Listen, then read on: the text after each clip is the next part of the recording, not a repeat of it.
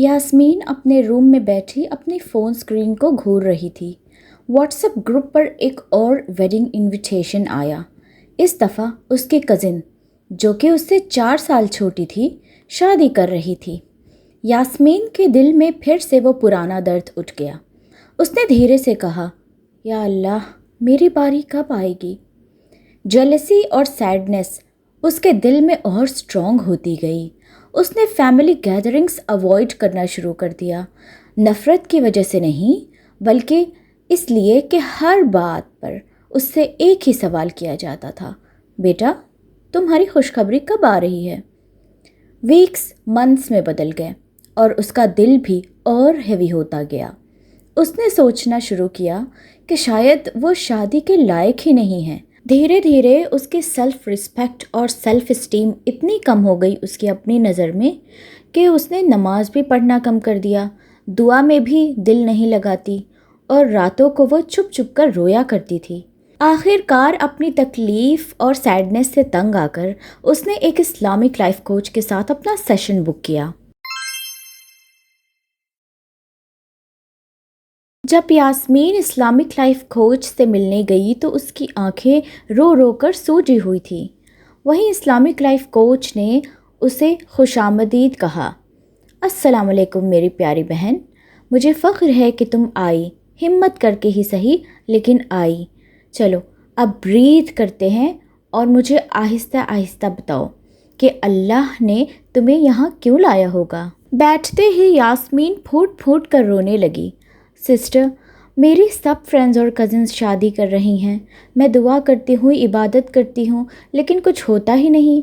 मुझे jealousy feel होती है, डिप्रेशन होता है, गुस्सा भी आता है, चिड़चिड़ापन भी होने लगा है। मेरी शादी क्यों डिले हो रही है?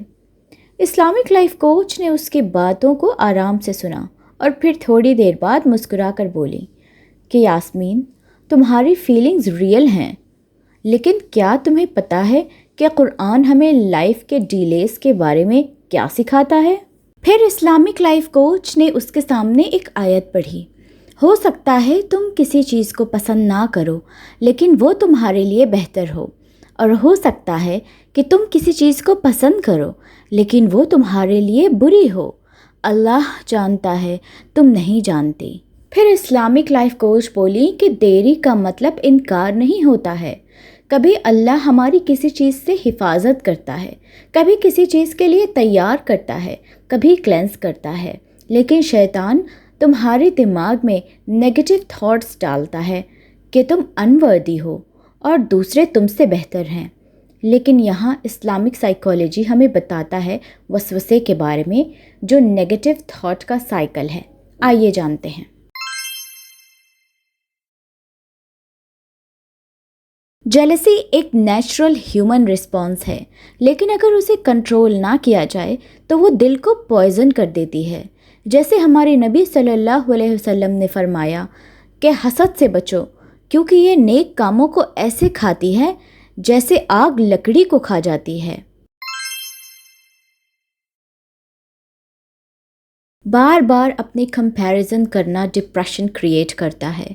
इसीलिए इस्लाम हमें रिमाइंड करता है कि आपका निकाह भी एक रिस्क है जो कि पहले से लिखा हुआ है और अल्लाह की परफेक्ट टाइमिंग पर ही आपको मिलेगा। इस्लामिक लाइफ कोच ने यास्मीन को कुछ और जेंटल एडवाइसेस दी। आपकी ड्यूटी है एफर्ट्स करना, दुआ करना और फिर ट्रस्ट करना। अल्लाह का काम है टाइमिंग सेट करना। आप खुद सोचें कि अल्लाह की कितनी बड़ी मेहरबानी है कि अल्लाह ने एग्जैक्ट दिन, एग्जैक्ट इंसान हमारे लिए चुना है, जो कि हमारी दुनिया और आखिरत के लिए सबसे बेहतरीन है। जब भी किसी मैरिड सिस्टर के लिए आपको जेलसी फील हो तो फ़ौरन उसके लिए दुआ करें। ये आपका ईगो तोड़ता है और आपके रूह को साफ करता है।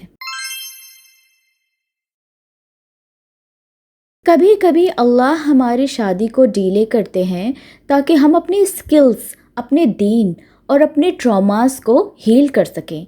کیونکہ ہیلدی میرج کے لیے ایک ہیلدی سیلف یعنی کہ ایک ہیلدی خودی بہت ضروری ہوتی ہے۔ صبح اٹھتے ہی یا پھر رات کو سونے سے پہلے آپ ایک چھوٹی ڈائری اپنے پاس رکھیں اور اس میں ڈیلی 3 ایسی بلیسنگز کے بارے میں لکھیں جس کے لیے آپ اللہ سے شکر گزار ہیں۔ شکر دماغ کو ری وائر کرتا ہے اور اللہ کا وعدہ ہے کہ اگر تم شکر کرو گے تو میں تمہیں اور دوں گا۔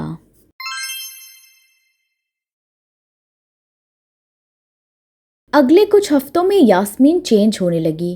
اس نے اپنے کمپلیکس ایموشنز کو لکھنا شروع کر دیا، تہجد سنسیئر طریقے سے پڑھنا شروع کی اور اپنے میرڈ فرینڈز سے جس سے وہ پہلے حسد رکھتی تھی ان کے لیے کھل کر دعائیں کرتی تھی۔ جیلسی ایک دم سے ختم نہیں ہوئی، لیکن اس نے محسوس کیا کہ اس کا دل ہلکا ہلکا محسوس کرنے لگا۔ اس نے ریئلائز کیا کہ شادی اس لیے ڈیلے نہیں ہو رہی ہے کہ میں انورتھی ہوں یا کسی لائق نہیں ہوں، بلکہ شادی اسی لیے ڈیلے ہو رہی ہے کیونکہ اللہ مجھے کچھ اور بہتر کے لیے پریپیئر کر رہے ہیں۔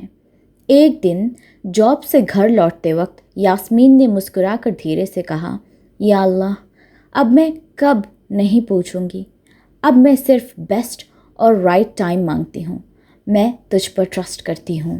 اس کی اداسی اور مایوسی امید میں بدل گئی، جیلسی دعا میں بدل گئی اور نیگیٹیوٹی توکل میں بدل گئی۔